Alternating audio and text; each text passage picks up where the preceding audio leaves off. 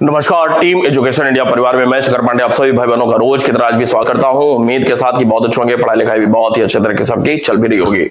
क्यों भाई, सब ठीक ठाक है? कुलदीप जी, आरशी, ज्योति, शिखा, सिंह, प्रिया, स्मृति, रीना, ऋतुराज, शिवराम, उषा जी, शांति, हरिगोविंद, अशोक। क्यों भाई, सब ठीक ठाक है? किसी भी प्रकार कोई परेशानी तो नहीं आ रही है? जय हिंद सौरभ। किसी भी प्रकार की कोई परेशानी तो नहीं आ रही है? बिल्कुल आसानी से बात समझ में आ रही है? क्या हम लोगों ने जो सुबह मनसबदारी व्यवस्था, आईने 10 साला वगैरह वगैरह जो समझा हुआ था, क्या बिल्कुल स्पष्ट तौर पे दिमाग में सेट हो गया? किसी को भी आप समझा पाएंगे? घर में कोई पूछ लिया, पिताजी कभी पूछ लिए? मेरे साथ तो ऐसा हुआ है कि बहुत शुरुआत में मैं अच्छा पढ़ने वाला था। बीच में कुछ ऐसी स्थिति आई कि पढ़ने वाला नहीं रहा। अच्छा समय था, और जब पढ़ने वाला नहीं रहा तो ऐसा कई बार होता था कि कभी कोई बड़ा बुजुर्ग कुछ पूछ लेता था तो मूड तो इसे ही खराब हो जाता था। कहां से न जाने आ जाते हैं पूछने पाछने के लिए, और हड़बड़ी शरीर में मच जाती थी कि पूछेंगे, हड़बड़ी मच जाती थी। बचपना बीता, थोड़े से बड़े हुए, पढ़ने वाले कम ही हैं। आप में से अधिकांश लोगों के साथ भी ऐसा ही होता होगा। पढ़ने वाले कम ही हैं। जिंदगी चल रही है, मौज मस्ती, स्टूडेंट लाइफ चल रही है। 2003 के लास्ट में पहली बार गया दिल्ली। 2003 के लास्ट में पहली बार दिल्ली गया, तो वहां भी चल रहा है, अच्छा लग रहा है। नई जगह, नया शहर, भीड़ भाड़, नए टाइप के लोग, अच्छा लग रहा है तो अच्छा चल रहा है सब कुछ। नए दोस्त मिल रहे हैं। कोई कोचिंग कोई ज्वाइन नहीं। और फिर कभी कभी घर पे आना जाना होता था, तो लोगों को लग रहा है कि अब मैं पढ़ रहा हूं, दिल्ली गया हूं तो पढ़ने वाला हो गया हूं। किस चीज की तैयारी हो रही है तो अच्छा लगता था कहना, सिविल सर्विस की तैयारी हो रही है, बहुत अच्छा लगता था कहना, गर्व महसूस होता था, सिविल आईएएस की तैयारी कर रहे हैं। अच्छा, तो मेरे से सीनियर रिश्तेदार नातेदार में ही कभी कोई भैया, कभी कोई चाचा, कभी कोई फूफा, इस टाइप के लोग आना जाना। अच्छा, कौन कौन सा ऑप्शनल है? तो हिस्ट्री है, फिलॉसफी है। अच्छा, मैं भी तैयारी करता था तो फिलॉसफी था मेरा। अच्छा विषय है। मैंने भी कहा हाँ अच्छा विषय है, क्या बुरा जाता है अच्छा कहने में। अच्छा, वो वेदांत, जो शंकराचार्य ने वेदांत की परिभाषा दी है, जो बातें की हुई हैं, बड़ा अच्छा किया। मतलब उसने पूरा निचोड़ निकाल दिया। अब शंकराचार्य का नाम तो सुना ही है बढ़िया से, उनको क्या पता कि मैं पढ़ने वाला नहीं हूं। शंकराचार्य का नाम तो सुना ही है बढ़िया से। हाँ, सही कह रहे हैं चाचा, सही कह रहे हैं फूफा, सही कह रहे हैं भैया। शंकराचार्य ने वास्तव में, अधिकतर लोगों की स्थिति ऐसी ही होती है। क्यों? अधिकतर लोगों की स्थिति ऐसी ही होती है। तो अब 2-3 बातें शंकराचार्य का अद्वैतवाद, शंकराचार्य का ब्रह्म मायावाद वगैरह वगैरह तो थोड़ा बहुत तो सुना ही है, भले ना पढ़ते हो लेकिन सुन तो लिया ही है। लेकिन अंदर का खेल क्या है वो नहीं पता। और कई बार अब पिताजी को भी भरोसा था कि आईएएस बनेगा, आईएएस की तैयारी करने के लिए भेजे हैं दिल्ली। लोगों को भी अच्छा लगता था आईएएस की तैयारी कर रहा है। अब कोई पूछ रहा है संजोग से, तो पिताजी भी बैठे हुए हैं, पापा डॉक्टर मेरे, बाबूजी भी बैठे हुए हैं। थोड़ी देर बाद पापा का मूड हो रहा खराब शुरू हुआ। अब कोई पूछ रहा है, डिस्कस कर रहा है, पसीना आना शुरू, अपने आप न जाने क्या है शरीर में कि पसीना आना शुरू हो जाता है। क्यों भाई, कोई भी इस तरह की घटना होती है तो पसीना आना तो पहले ही शुरू हो जाता है। तो समस्याएं ऐसे, मूड खराब होना, फिर धीरे धीरे धीरे धीरे जब कुछ कोचिंग वोचिंग ज्वाइन किया तो कुछ स्थिति ठीक हुई, और 2005 में अचानक से न जाने क्या हुआ, ग्रह परिवर्तन हुआ होगा मेरी कुंडली का, भाग्य का, और भाग्योदय हुआ, न जाने कहां से क्या हुआ कि अचानक से मैं पढ़ने वाला हो गया। अब मुझे भी नहीं समझ में आता है अचानक से मैं पढ़ने वाला कैसे हो गया। 2005 की बात बता रहा हूं। और फिर जो पढ़ाई किया 3 साल, जो पढ़ाई किया कि सब आगे पीछे, और जो कभी मेरे से बात भी करते थे और मैं पसीने ऐसे करता था, अब उनसे भी अच्छा जानता। कहने का मतलब यह है ना, कहने का मतलब यह है कि ये मेरी कहानी सिर्फ मेरी कहानी नहीं है, ये कहानी कमोबेश सबके साथ होती है। चक दे फिल्म आई थी ना, तो चक दे फिल्म में शाहरुख खान ने कहा कुछ बदला है, सब कुछ तो वैसा ही है। बिल्कुल सही बात है। लोगों को लगता है कि चीजें बदल गई, नहीं, चीजें नहीं बदली हैं, रिपीटेशन हो रहा है, रिपीटेशन हो रहा है, बस नजारा बदला हुआ है, सिनारियो बदला हुआ है, अंदर की जो विषय वस्तु है, प्रकृति है, सब रिपीट ही हो रहा है। हम कुछ नया नहीं कर रहे हैं। ये सिर्फ मेरी बात नहीं है, ये कमोबेश सबकी स्थिति होती है। इसमें निचोड़ क्या था? निचोड़ ये था कि जब कम जानकारी होती है तो छटपटाहट होती है, कम जानकारी होती है तो बेचैनी होती है, घुटन महसूस होती है, और मन में अगर इच्छा हो कि नहीं करना है तो वो छटपटाहट, बेचैनी और महसूस होती है।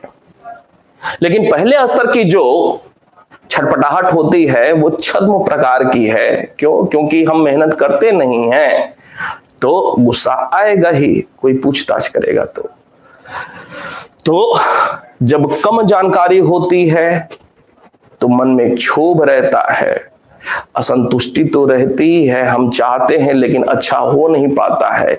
लेकिन जब हमारा सूर्य उदय हुआ, अर्थात जब ग्रह नक्षत्र करवट लिए और एक बार चीजें अनुकूल होनी शुरू हुई, तो फिर उसके बाद पीछे रुकना बड़ा ही मुश्किल हो जाता है। आदमी फिर छलांग लगाते जाता है। धीरे धीरे आप में से बहुत सारे लोगों को इतिहास की ABCD भी नहीं पता रही होगी, अकबर की ABCD भी नहीं पता रही होगी, लेकिन धीरे धीरे करते करते अब आप सारे लोग यह निश्चित रूप से सोचते होंगे कि हम परीक्षा पास करने वाले हैं, और ये जो भावना का संचार अब हो रहा होगा, एक उम्मीद की किरण इस बार दिखाई दे रही होगी। वो कैसे दिखाई दे रही है? वो किरण इस वजह से दिखाई दे रही है कि आपने पीछे अब सही ट्रैक पे काम किया है, सही रास्ता बिल्कुल अपना करके धीरे धीरे काम करते चले गए, और अब रास्ता खुला हुआ दिखाई दे रहा है। इस रास्ते को एज इट इज, अब कुछ भी नया करने की जरूरत नहीं है, कुछ भी नयापन लाने की जरूरत नहीं है। अपने प्रकृति में, अपने स्वभाव में, अपने अनुशासन में कुछ भी नयापन करने की जरूरत नहीं है। बस अब धीरे धीरे एक दिन काटते जाना है। सब कुछ आपकी पकड़ में है, बस धीरे धीरे जैसे चल रहा है ना, वैसे ही धीरे धीरे एक दिन कटता जाए, और परीक्षा की घड़ी तक आप नजदीक पहुंचे। कुछ भी नया करने की जरूरत नहीं होती है। प्लानिंग क्या है? There is no any planning, this is our planning. जैसे है बस वैसे ही आगे लेते चलना है। ठीक है, शुरुआत करें। बात हो रही थी सुबह अकबर को लेकर के दो पॉइंट इसमें बाकी रह गए थे। कौन कौन से? एक चित्रकला को लेकर के और एक स्थापत्य कला को लेकर के। क्यों भाई? दो तीन इसमें विविध तथ्य होंगे, वो भी देख लेंगे, समझने की कोशिश करिए। चित्रकला की बात करते हैं। पहला ही प्रश्न बनता है कि मुगल काल में चित्रकला की शुरुआत किस शासक के समय से होती है? तो मुगल काल में चित्रकला की जो शुरुआत हो रही है वो हुमायूं के समय काल में हो रही है। किसके? हुमायूं के समय काल में। और सारी छोटी बड़ी परीक्षाओं में कभी न कभी यह प्रश्न निश्चित रूप से पूछा गया, महत्वपूर्ण तथ्य है। तो इसकी शुरुआत कैसे हो रही है कि मुगल काल में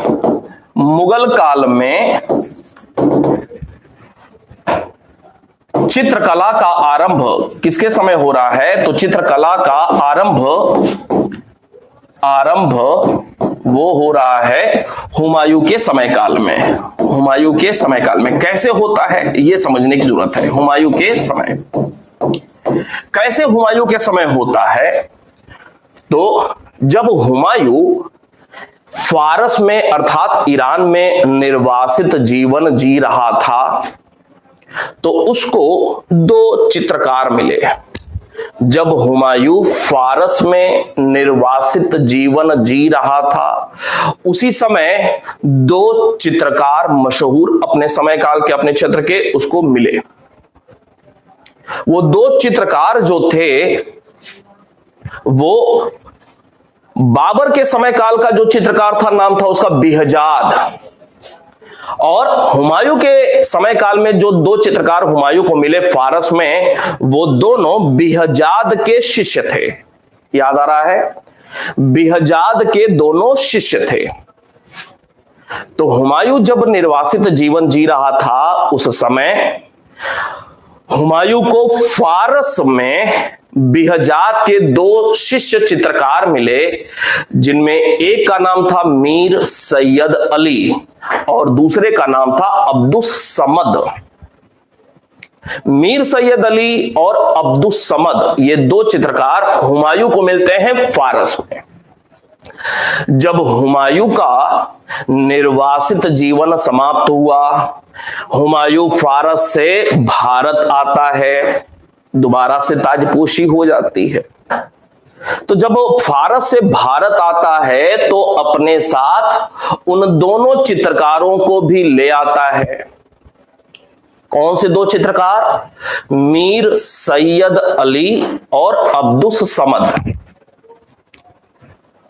हुमायूं मर जाता है लेकिन वो दोनों चित्रकार भारत में।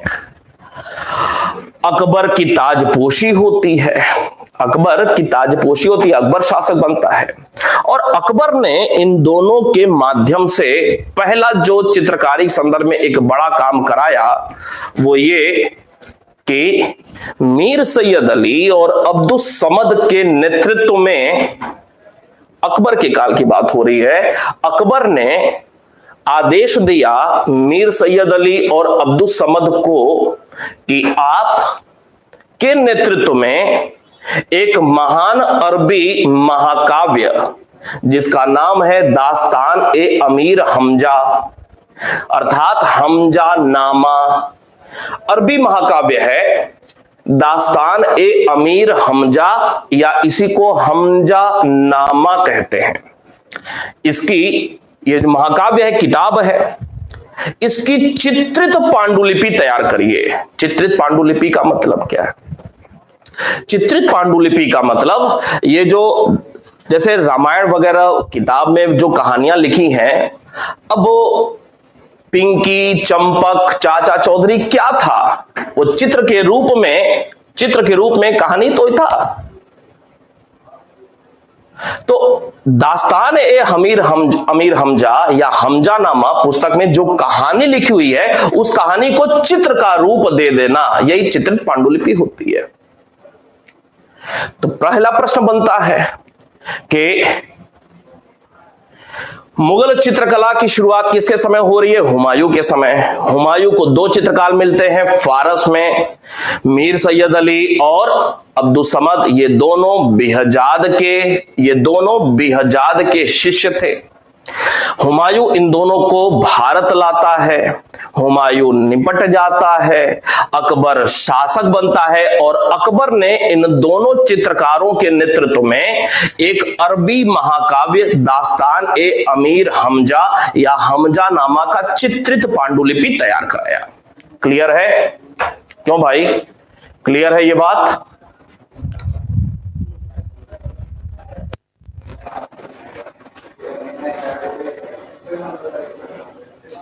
ठीक है, शांति जब भी बात करते हैं उस पे। ठीक है, दास्तान ए अमीर हमजा का चित्रित पांडुलिपि किसके समय तैयार हुआ? अकबर के समय। किनके द्वारा?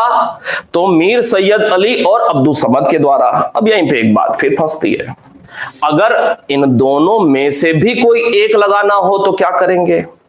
अगर इन दोनों में से भी उत्तर में कोई एक लगाना हो तो क्या करेंगे? अब्दुस समद लगाइएगा। क्या लगाएंगे? अब्दुस समद, क्योंकि बाद तक वो जीवित रहता है। दोनों की भूमिका रही, लेकिन अगर कोई उत्तर में एक ही लगाना होगा तो अब्दुस समद लगाएंगे। अकबर खुश हुआ। अकबर जब चित्रित पांडुलिपि बन गई तो अकबर खुश हुआ और उसने अब्दुस समद को फारस में इसको मिले कौन? मीर सैयद अली और दूसरा कौन?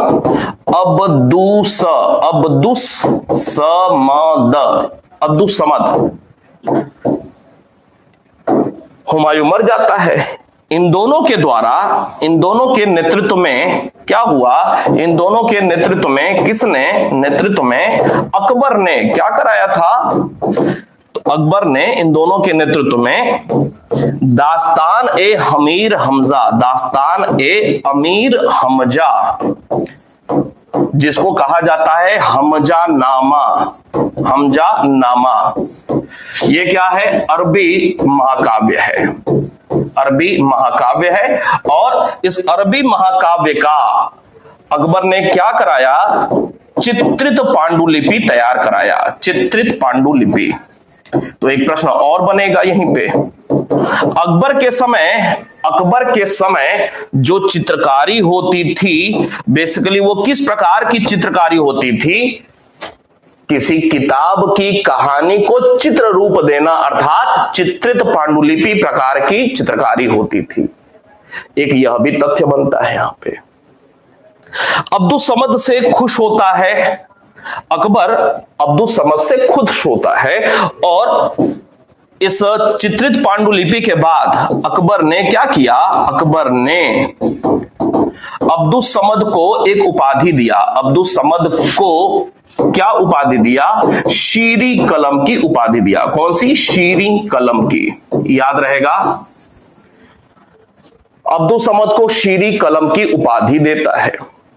न सिर्फ शीरी कलम की उपाधि, बल्कि अब्दुस समद को लेकर के और भी आने वाली परीक्षा में काम आएगा।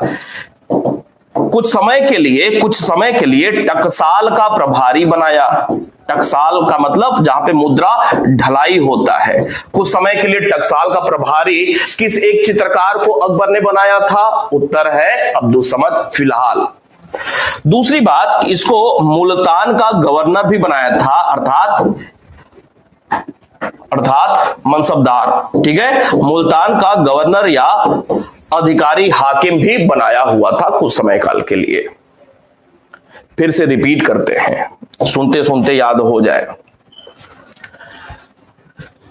कि जब फारस में हुमायूं निर्वासित जीवन जी रहा था तो उसको बिहजाद नामक चित्रकार के दो शिष्य मिले, मीर सैयद अली और अब्दुस समद।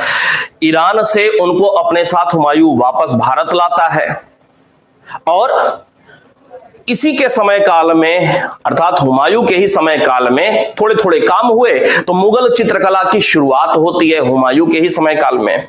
हुमायूं मर जाता है और अकबर ने इन दोनों के नेतृत्व में दास्तान ए अमीर हमजा नामक अरबी महाकाव्य, जिसको हमजा नामा भी कहा जाता है, का चित्रित पांडुलिपि तैयार कराया। अब प्रश्न बनता है कि चित्रित पांडुलिपि किसके समय काल में बनती थी? तो अकबर के समय काल में चित्रित पांडुलिपि बनाई जाती थी, अकबर के काल में। जहांगीर के काल में चीजें बदल जाएंगी। दूसरी बात कि अब्दुस्समद को खुश होकर के शीरी कलम की उपाधि अकबर ने दिया। इसके साथ साथ अब्दुस्समद को टकसाल का प्रभारी भी कुछ समय के लिए बनाया था, मुल्तान का गवर्नर या हाकिम भी कुछ समय के लिए बनाया हुआ था। तो यहां पे जाकर के अब्दुस्समद, मीर सैयद अली या हुमायूं की बात अब पूरी तरह से समाप्त हो जाती है। क्लियर है बात? आगे बढ़े। आगे बढ़े।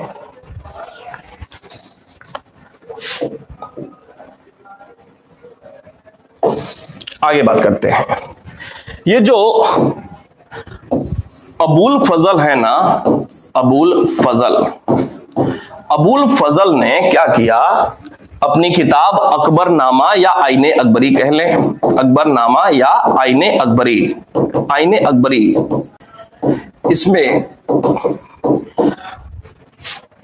अबुल फजल ने अपनी इस किताब में कुल कितने अकबर के समय के चित्रकारों का नाम गिनाया है? तो बताया है अबुल फजल ने कि अकबर के काल में कुल 17 चित्रकार थे। कितने? 17 चित्रकार। महत्वपूर्ण तथ्य है, याद रहेगा। अबुल फजल आईने अकबरी में या अकबरनामा में बताता है कि अकबर के समय काल में कुल 17 चित्रकार थे। इन 17 चित्रकारों में कुछ के नाम, जैसे एक नाम है दसवंत, ये नाम याद रखना पड़ेगा। एक नाम है बसावन, इन्हीं दोनों को लेकर के प्रश्न पूछा जाता है। वैसे एक नाम है केशव, एक नाम है मुकुंद, मिशिकिन आदि आदि बहुत सारे।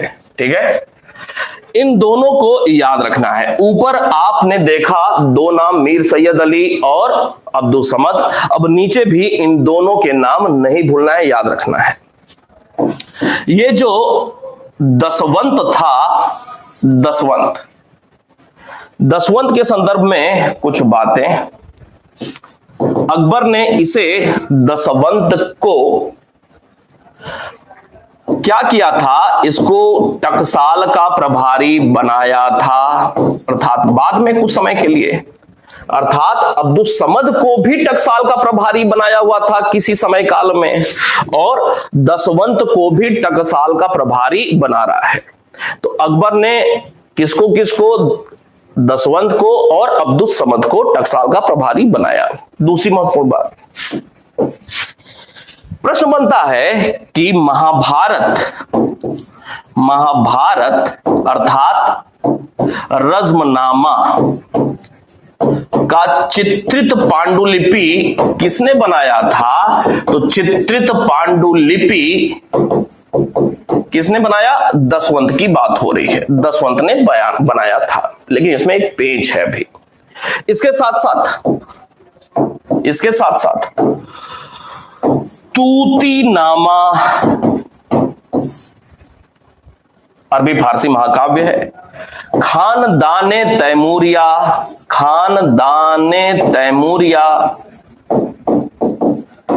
आदि का चित्रित पांडुलिपि किसने बनाया हुआ था? तो आदि का भी चित्रित पांडुलिपि अर्थात इन महाकाव्यों को चित्र रूप देना किसने किया हुआ था? दसवंत ने ही किया हुआ था।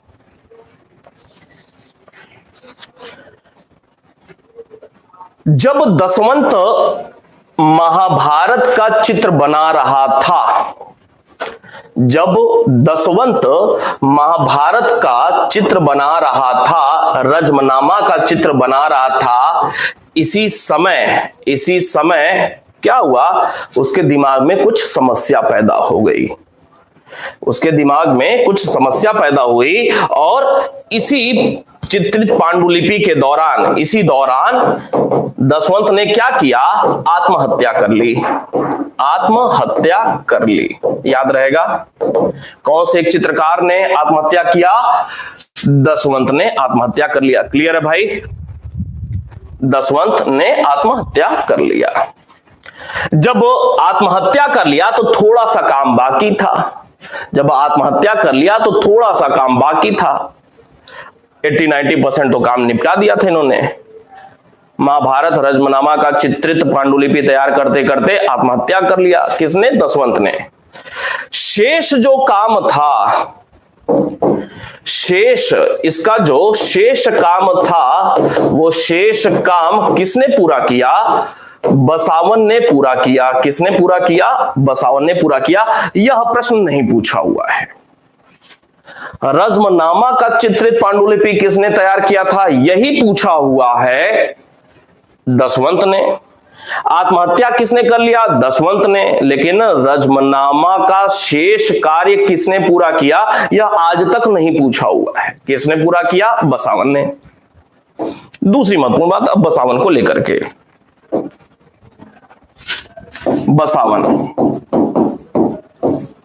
बसावन साहब जो थे अपने समय के सर्वश्रेष्ठ चित्रकार थे, अपने समय के सर्वश्रेष्ठ चित्रकार। अगर कभी पूछ लिया गया कि अकबर के समय काल का सर्वश्रेष्ठ चित्रकार कौन था, तो उत्तर होगा आपका बसावन। बसावन ने क्या बसावन चित्र बनाए थे, उनमें एक वही प्रश्न कि सर्वश्रेष्ठ इसकी रचना कौन सी थी, सर्वश्रेष्ठ रचना इसकी कौन सी थी। तो सर्वश्रेष्ठ जो रचना थी वो रचना थी बसावन की उजाड़ क्षेत्र में, उजाड़ क्षेत्र में कृषकाय मजनू। क्यों भाई, उजाड़ क्षेत्र में कृषकाय मजनू, यह टाइटिल है, इसकी चित्रकला का टाइटिल है। बफर हो रहा है, रुकते हैं जरा।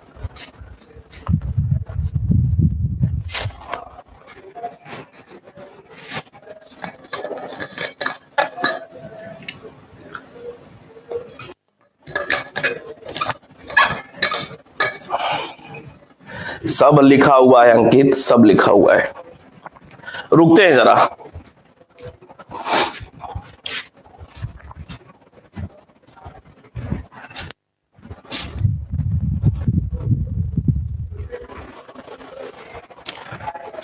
रुकते हैं थोड़ा सा, अभी ठीक हो जाएगा।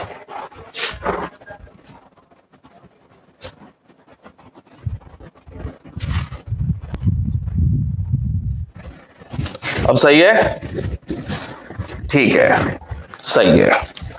तो बसावन अपने समय का सर्वश्रेष्ठ चित्रकार था। पेपर में कभी आया कि अकबर के समय काल में सर्वश्रेष्ठ चित्रकार कौन, उत्तर होगा बसावन। बसावन की सर्वश्रेष्ठ रचना कौन सी, तो उत्तर है उजाड़ क्षेत्र में कृषकाय मजनू। ये चित्र का, ये पेंटिंग का ये टाइटिल है, उजाड़ क्षेत्र में कृषकाय मजनू। मतलब क्या, इसका मतलब है एक ऐसा चित्र बना हुआ है जिसमें फिगर में निर्जन स्थल है, निर्जन स्थल। ठीक वैसे ही जैसे जब बस अड्डे पर आप जाते हैं, रेलवे स्टेशन पे जाते हैं, तो बाहर जो दुकानें होती हैं तो उसमें कई बार फोटो देखने को मिलता है, एक औरत है, एक पेड़ के नीचे बैठी हुई है, उदासी है थोड़ी सी, जैसे अपने पिया की याद में बैठी हुई है। तो कुछ वैसे ही एक निर्जन स्थल में कृषकाय मजनू। वैसे भी आप जानते हैं कि जब लैला मजनू के खेल में मजनू थोड़े से गिरफ्त में आते हैं तो स्थिति कैसी हो जाती है, सिंकिया पहलवान की हो जाती है। खाना पीना सब इधर उधर। तो भाई मजनू हो जाएगा कोई तो कैसा होगा, कृषकाय होगा। कृषकाय का मतलब क्या है, दुर्बल। बल बचा के रखना है। दुर्बल, लेकिन दुर्बल व्यक्ति बाल बाल उजड़ा हुआ होगा, ठीक है। तो एक निर्जन स्थल पे एक दुर्बल व्यक्ति कृष्णकाय मजनू के संदर्भ में, अर्थात दुर्बल व्यक्ति एक निर्जन स्थल में बैठा हुआ है, यह इनकी सर्वश्रेष्ठ रचना मानी जाती है, जो कि सर्वश्रेष्ठ चित्रकार थे अकबर के समय काल में। क्लियर है। अब बात करते हैं वही बात हो गई, सजनिया कहिन कि हमका तो से प्यार बा, तहिया से सनीचर सवार बा। हाँ निशा जी, बिल्कुल सही लिखा, दुबला पतला आशिक।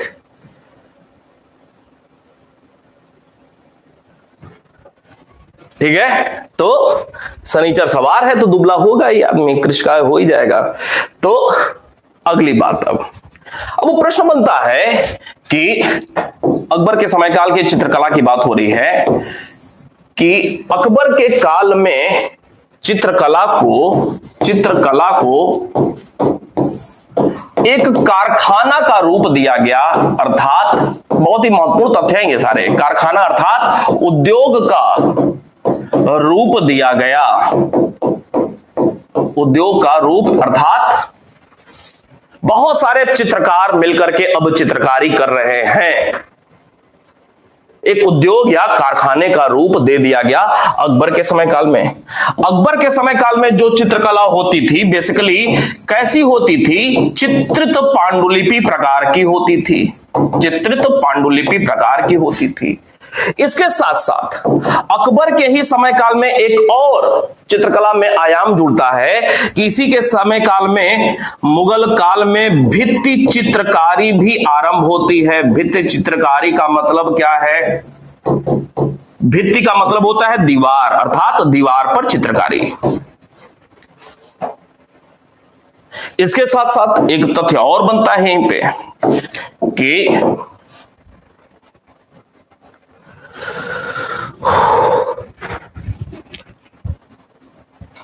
मुगल चित्रकला पर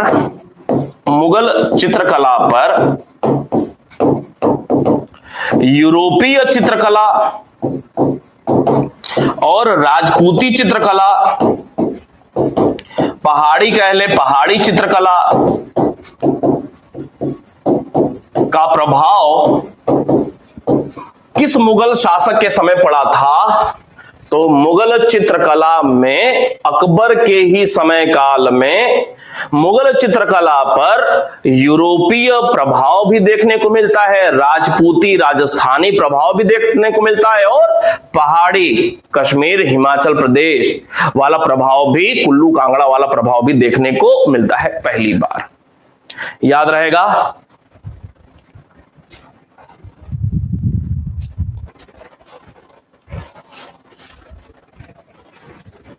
ठीक है, तो ये अकबर के समय काल की चित्रकारी की बात किया। अब बात करेंगे मुगल स्थापत्य के संदर्भ में। मुगल स्थापत्य,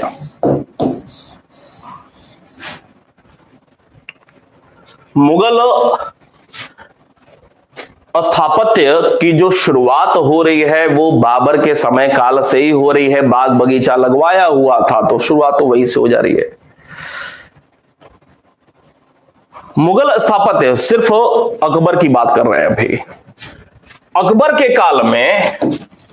के काल में अगर मुगल स्थापत्य की बात किया जाए, अभी चरमोत्कर्ष की बात नहीं कर रहे हैं या फिर गोल्डन एरा की बात नहीं कर रहे हैं, अकबर की बात हो रही है। अकबर के काल में मुगल स्थापत्य, तो इसमें बेसिकली जो कुछ काम हो रहे हैं उनमें एक जो पहला काम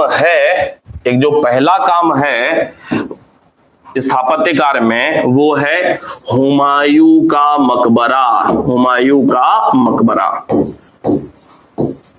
हुमायूं मरता है और अकबर के शासन काल में हुमायूं का मकबरा बनता है। अकबर के शासन काल में हुमायूं का मकबरा बनता है। दूसरा, आगरा का किला। आगरा का किला अकबर के समय काल में निर्माण हो रहा है। तीसरा, अकबर के ही समय काल में लाहौर का किला बनता है। लाहौर का किला बनता है। अकबर के ही समय काल में इलाहाबाद का किला बनता है। इलाहाबाद का किला बनता है। और सबसे महत्वपूर्ण, अकबर के समय काल में फतेहपुर सीकरी में नई राजधानी बनती है। नई राजधानी का निर्माण होता है। फतेहपुर सीकरी को राजधानी किसने बनाया? तो फतेहपुर सीकरी में राजधानी अकबर ने बनाया। क्यों बनाया, अभी बात करते हैं। और एक छठा मुद्दा यहीं पे निकल करके आएगा। छठा मुद्दा क्या है? अकबर का मकबरा। अकबर का मकबरा जो कि जहांगीर के समय बनता है। ये कुल 6 बातें हैं, ध्यान से समझिएगा। अकबर के काल के स्थापत्य कार्य की बात हो रही है। हुमायूं के मकबरे की बात करते हैं। हुमायूं का जो मकबरा बन रहा है, हुमायूं का मकबरा, तो हुमायूं का मकबरा, पहली बात कि किसने बनवाया? तो पहला तथ्य इसमें, हुमायूं की एक जो पत्नी थी, हुमायूं की पत्नी जिनका नाम था हाजी बेगम, हमीदा बानो बेगम नहीं, हाजी बेगम, ये दूसरी पत्नी है। बेगम ने निर्माण कराया। किसके समय काल में बन रहा है? अकबर के काल में। अकबर के काल में इसका निर्माण हो रहा है। इन्हीं में से कोई प्रश्न फंस जाएगा भाई। तीसरी महत्वपूर्ण बात, इसका वास्तुकार कौन था? इंजीनियर कौन था? तो इसका जो वास्तुकार था हुमायूं के मकबरे का, वो है मिर्जा गियास। क्या नाम है? मिर्जा गियास इसका वास्तुकार था। याद रहेगा, सब महत्वपूर्ण है।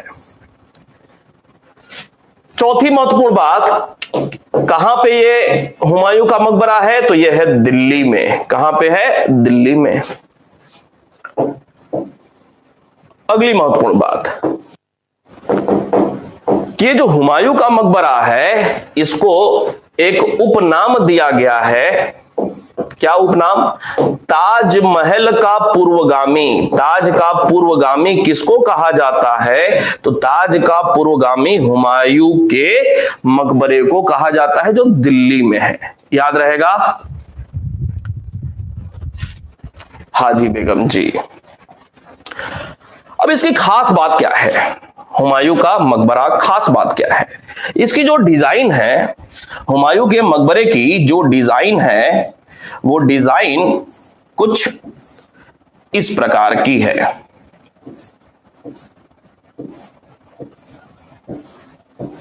मेरी कला के आप तो बहुत प्रशंसक हैं, आप सारे लोग। थोड़ा सा हंस लीजिएगा, मौका मिला है फिर। सब कुछ आता है, गणित और चित्रकला में बड़ी हाथ तंग है मेरा। ठीक है, ये डिजाइन है। और यहां पे बीच में क्या है? ये हुमायूं लेटे हुए हैं। हुमायूं कहां पे लेटे हुए हैं? ये बीच में। हुमायूं का टॉम्ब मतलब मकबरा कहां पे है? ये बीच में। अब ये किस प्रकार की शैली है? तो पांचवी बात निकल करके आती है कि ये जो हुमायूं का मकबरा है, यह 4 बाग शैली में बना हुआ है। 4 बाग शैली में निर्मित है। में निर्मित है। यही है ना, 1 बाग, 2 बाग, 3 बाग, 4 बाग। क्यों भाई? 4 बाग शैली में यह निर्मित है। अरे कहां बुलंद दरवाजा, 4 बाग शैली में। ठीक है, अब प्रश्न बनता है कि 4 बाग शैली में बना हुआ भारत में पहला मकबरा कौन सा है? तो 4 बाग शैली में बना हुआ यह प्रथम मकबरा है। याद रहेगा, यह प्रथम मकबरा है 4 बाग शैली में बना हुआ। बात खत्म हुमायूं के मकबरे को लेकर के। क्लियर? हाँ, धन्यवाद हेमा जी। आज गलती से कुछ ठीक बन गया है, आज गलती से कुछ ठीक बन गया है। आजकल हमारी बिटिया बड़ी हो रही है ना, तो उनको भी चित्रकला का शौक लगा हुआ है। पापा ये, पापा वो, पापा ये बनाया है, पापा वो बनाया है। अच्छा, एक दो उनकी चित्रकला ला करके संजोग देखें कि बड़ी अच्छा बना रहे हैं, काफी अच्छा वो कर रही हैं, तो बड़ी भारी मन से मैं देख लेता हूँ, वेरी गुड बेटा, बहुत अच्छा बेटा, ठीक है। तो मुझे अपने हाथ तंग जो हैं, अब वो कई बार मेरे से भी कहती है पापा मेरे साथ करिए ना, पापा मेरे साथ करिए ना। अब कहाँ से पापा कर पाए जब भगवान ने वो दिया ही नहीं है काबिलियत, तो ठीक है। तो हुमायूं का मकबरा, ये बात फिनिश होती है। अगली बात, आगरा का किला। आगरा का किला, ये जो आगरा का किला है, आगरा का किला जो है, तो इसको लेकर के क्या क्या तथ्य बनता है। आगरा का किला ऐसे ही मौज मस्ती में पढ़ाई करते रहिए, सब याद हो जाएगा। आगरा का किला, आगरा का किला का वास्तुकार कौन है? याद रखेंगे, कासिम खां। कौन है भाई? कासिम खां। आगरा के किले में एक नया किला बनवा रहा है, मतलब अकबर आगरा में एक नया किला बनवा रहा है। ये संभवतः 1566 के लगभग की बात थी, उस पे नहीं जाना है, जो काम की बात है उस पे फोकस रहते हैं। आगरा के किले का वास्तुकार कौन था? कासिम खान नाम का इंजीनियर था। यहां के प्रमुख स्थापत्य कार्य क्या हैं? प्रमुख स्थापत्य कार्य क्या हैं? तो यहां पे आगरा के किले में एक है अकबरी महल। कौन सा भाई? अकबरी महल। दूसरा जहांगीरी महल। यही प्रश्न पूछा हुआ है, अकबरी महल कहां पे है, जहांगीरी महल कहां पे है? फतेहपुर सीकरी, लाहौर, इलाहाबाद और कुछ भी कर देगा, ठीक है भाई। हाँ बिल्कुल सही, बादलगढ़, ठीक है। तो ये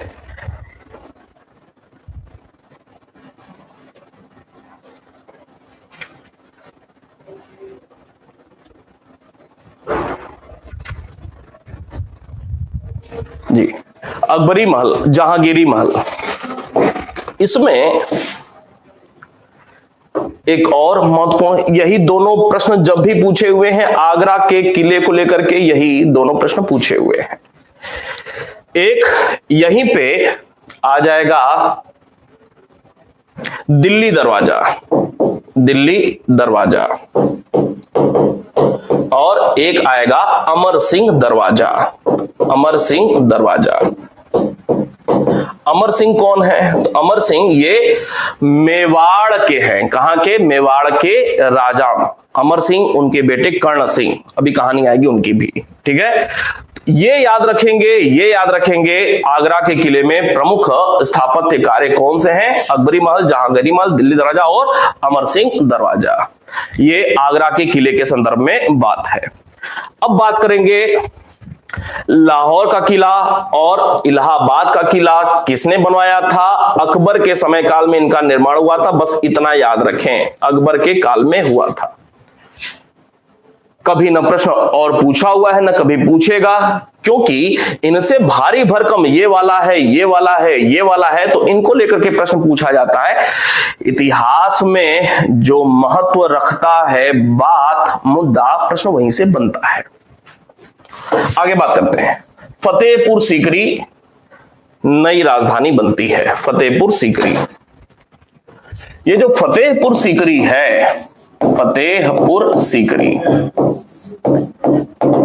कहां पे है? तो ये फतेहपुर सीकरी जो है बेसिकली आगरा के निकट ही है, आगरा शहर के निकट ही है, जिला आगरा ही है, आगरा शहर के निकट ही है। कौन सा गांव था? सीकरी गांव था। कौन सा गांव? सीकरी गांव, फतेहपुर सीकरी। सीकरी गांव में नई राजधानी क्यों बना रहे हैं? तो सीकरी गांव में सलीम चिश्ती, कौन भाई? सलीम चिश्ती का खनकाह था। सलीम चिश्ती का खनकाह अर्थात सलीम चिश्ती, चिश्ती संत जो थे, उनका आवास कहां पर था? इसी सीकरी गांव में था। और सलीम चिश्ती के आशीर्वाद से, इन्हीं के आशीर्वाद से, न जाने कैसा था भाई, आशीर्वाद से कौन पैदा हुआ? सलीम का जन्म हुआ था। सलीम कौन है? तो सलीम अकबर का सबसे बड़ा बेटा है। और ये जो जन्म हो रहा है संभवतः 1566 में जन्म हो रहा है, 1569 में जन्म हो रहा है, ठीक है। सलीम चिश्ती का खनका या आवास सीकरी गांव। सलीम चिश्ती के आशीर्वाद से अकबर के बेटे सलीम का जन्म हो रहा है, तो अकबर खुश है, सलीम चिश्ती कुछ तो काम आए। तो सलीम चिश्ती के प्रति सम्मान प्रकट करने के लिए अकबर ने फतेहपुर सीकरी में ही अपनी नई राजधानी का निर्माण आरंभ कराया। ये जो निर्माण हुआ वो कब हो रहा है? 1571 में। कब भाई? 1571 में। बात क्लियर हो रही है? बात क्लियर हो रही है?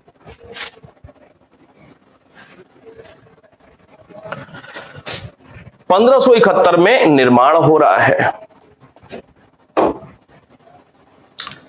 अब अगला प्रश्न बनता है कि इसका वास्तुकार कौन था?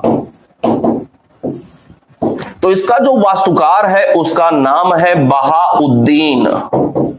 कौन है? बहाउद्दीन इसके वास्तुकार हैं।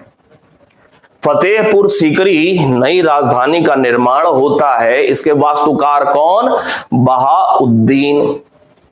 अगली महत्वपूर्ण बात, फतेहपुर सीकरी में कौन कौन से प्रमुख स्थापत्य कार्य हैं? यह भी बहुत ही महत्वपूर्ण है। प्रमुख स्थापत्य कार्य कौन कौन से हैं? तो प्रमुख स्थापत्य कार्यों में बहुत ही महत्वपूर्ण तथ्य, एक है जामा मस्जिद। फतेहपुर सीकरी, याद रखना है, फतेहपुर सीकरी में जामा मस्जिद। दूसरी बात, यहीं पे जोधाबाई का महल है। जोधाबाई का महल कहां पे है? फतेहपुर सीकरी में। यहीं पे बीरबल का भी महल है। बीरबल महल कहां पे है? तो बीरबल महल फतेहपुर सीकरी में है। किसी भी किले में दीवान ए आम और दीवान ए खास होता ही था, तो दीवान ए आम और दीवान ए खास तो है ही, यहां पे दीवान ए खास है ही। इसके अलावा अबूल फजल भवन कहां पे है? तो अबूल फजल भवन फतेहपुर सीकरी में है। मरियम की कोठी कहां पे है? तो मरियम की कोठी नाम का एक आवास गृह फतेहपुर सीकरी में है। तुर्की सुल्तान की कोठी कहां पर है? तो तुर्की सुल्तान की कोठी फतेहपुर सीकरी में है। पंचमहल कहां पे है? पंचमहल या हवा महल कहां पे है? तो पंचमहल या हवा महल फतेहपुर सीकरी में है। सलीम चिश्ती का मकबरा कहां पे है? तो सलीम चिश्ती का मकबरा फतेहपुर सीकरी में ही है। बुलंद दरवाजा का निर्माण कहां पर हुआ? तो बुलंद दरवाजा का निर्माण यहीं पे 1572 में किया जा रहा है। तो ये सारे कुछ प्रमुख स्थापत्य कार्य थे फतेहपुर सीकरी में, याद होगा।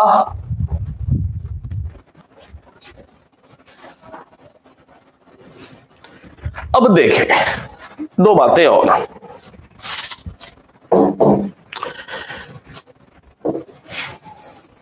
ये जो तुर्की सुल्तान की कोठी है, तुर्की सुल्तान की कोठी, अच्छा आपको बताया था सुबह दीन ए इलाही की घोषणा कहां से हो रही है, तो दीन ए इलाही की घोषणा यहीं से हो रही है। दीन ए इलाही की घोषणा यहीं से आज अकबर कर रहा है, जामा मस्जिद से। एक और चीज, अकबर का खास महल, खास महल कहां पे है? खास महल, एक चीज छूट गया, खास महल फतेहपुर सीकरी में ही है। खास महल मतलब अकबर का निजी आवास गृह, अकबर का निजी आवास गृह फतेहपुर सीकरी में क्या था? वो खास महल के नाम से जाना जाता था। याद रहेगा, अकबर का आवास गृह, निजी आवास गृह खास महल के नाम से। और यहीं से, यहीं खास महल से, यहीं खास महल से अकबर क्या करता था? लोगों को झरोखा दर्शन देता था। याद रहेगा, झरोखा दर्शन कहां से देता था? अपने निजी आवास खास महल से झरोखा दर्शन देता था। अब बात करेंगे, ये जो तुर्की सुल्तान की कोठी है, तो इसको लेकर के एक मशहूर स्थापत्य के विद्वान जिनका नाम है पर्सी ब्राउन, नाम सुना है? पर्सी ब्राउन। पर्सी ब्राउन ने तुर्की सुल्तान की कोठी के लिए कुछ बात कही। किसने? पर्सी ब्राउन ने, कि तुर्की सुल्तान की कोठी वाला जो आवास है, जो स्थापत्य कार्य है, तो वो क्या कहा इन्होंने? स्थापत्य कला का, स्थापत्य कला का मोती कहा। किसको कहा? स्थापत्य कला का मोती पर्सी ब्राउन ने तुर्की सुल्तान की कोठी के लिए प्रयोग किया। याद रहेगा। अब एक और तथ्य, ये जो पंचमहल या हवा महल है, इसके लिए भी एक बात, इसका जो डिजाइन है ना, पंचमहल या हवा महल का जो डिजाइन है, वो कुछ बौद्ध विहार जैसा इसका डिजाइन है। बौद्ध विहार जैसा इसका कुछ डिजाइन है, पंचमहल या हवा महल का। बात खत्म, क्लियर है?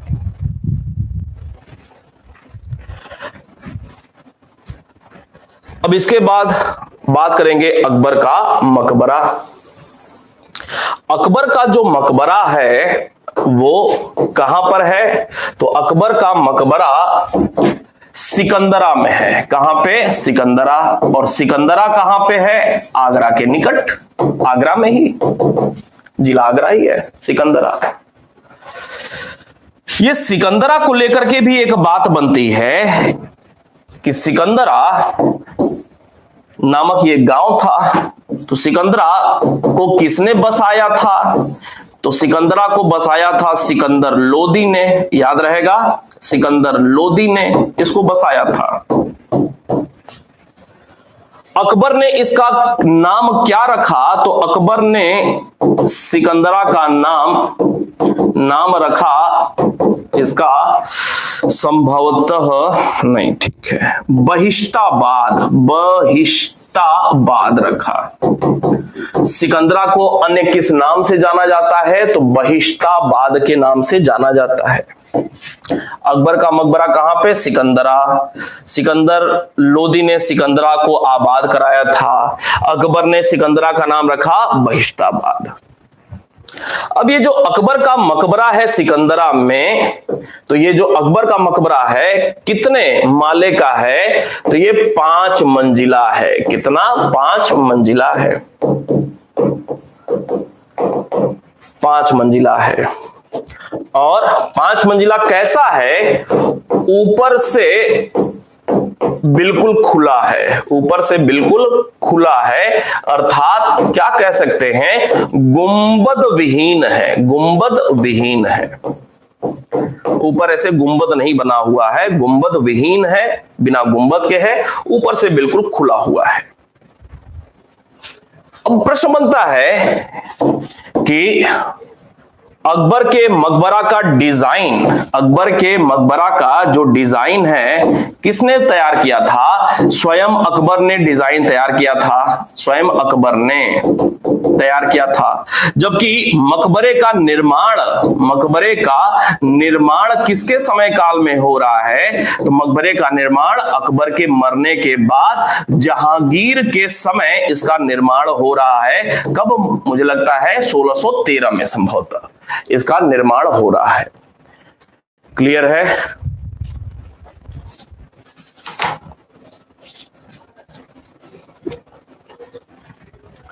तो ये अकबर के मकबरे की बात हुई।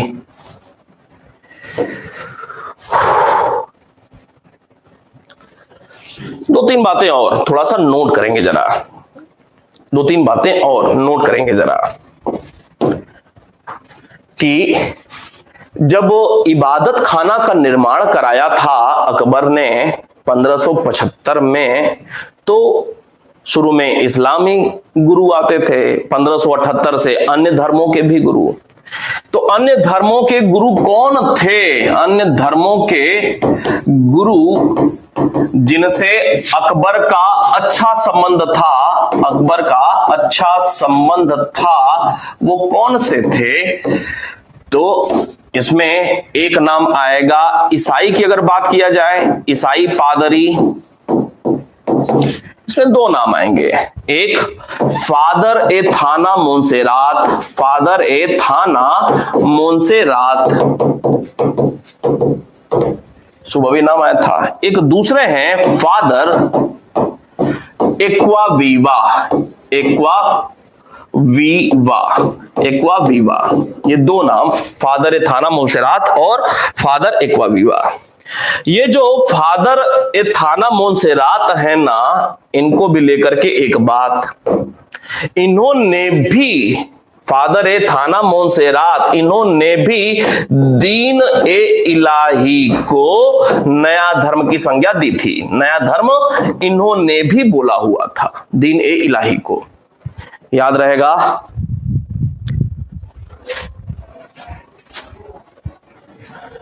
ठीक है, दीन ए इलाही को ईसाई पादरी फादर ए थाना मोंसेरात ने भी नया धर्म कहा हुआ था। अब जैन गुरुओं की बात करें, जैन गुरु,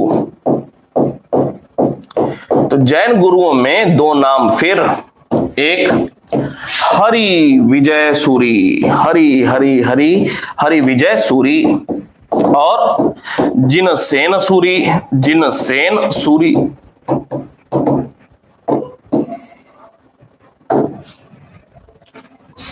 हरि जगत के हरि, हरि विजय सूरी को कौन सी उपाधि दिया था? तो हरि विजय सूरी को अकबर ने, हरि कहां पे हैं? जगत ही पूरा हरिमय है, इनको उपाधि दिया जगत गुरु, जगत गुरु की। किसको? हरि विजय सूरी को। जिनसेन सूरी को क्या उपाधि दिया? तो जिनसेन को उपाधि दिया युग प्रधान की। किसकी? युग प्रधान की, याद रहेगा।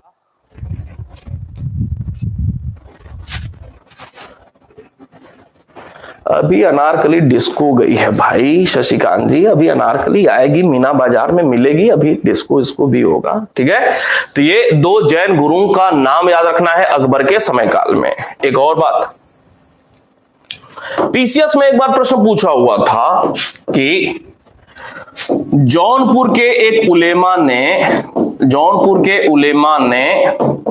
अकबर के खिलाफ अर्थात शासक के खिलाफ ही, उलेमा ने अकबर के खिलाफ फतवा जारी किया था। एक महत्वपूर्ण तथ्य था, जारी किया था कहां के? जौनपुर के उलेमा ने। एक और बहुत ही महत्वपूर्ण बात कि अकबर के समय काल में प्रथम ब्रिटिश यात्री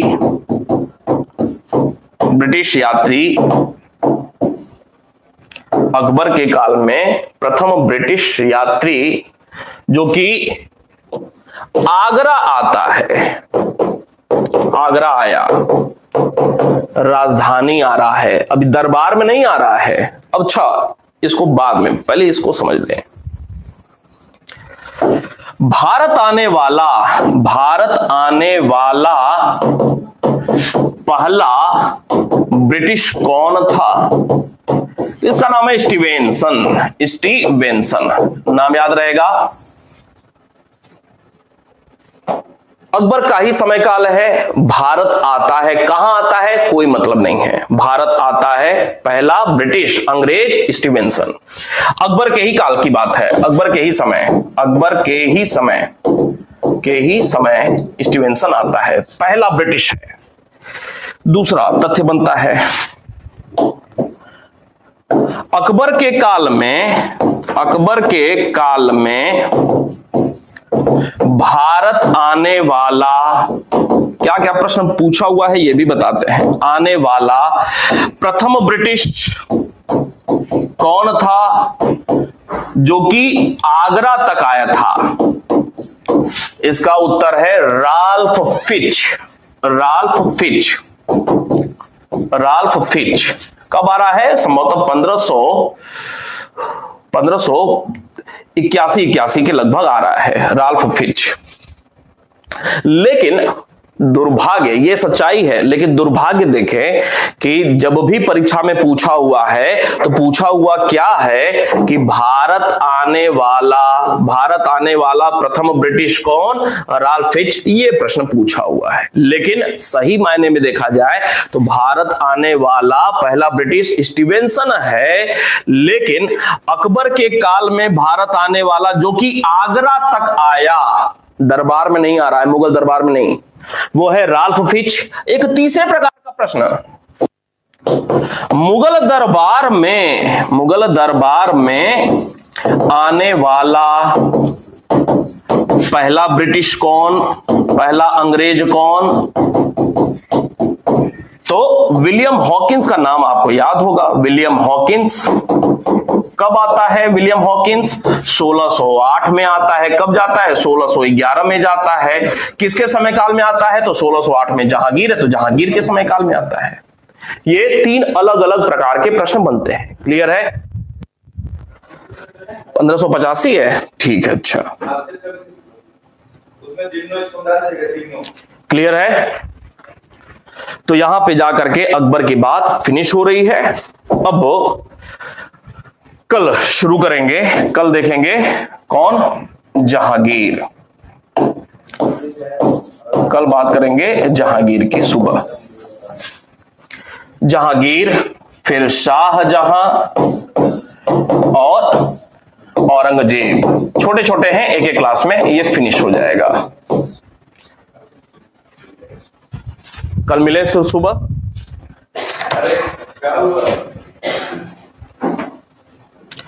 इजाजत है, कल मिलें अब सुबह।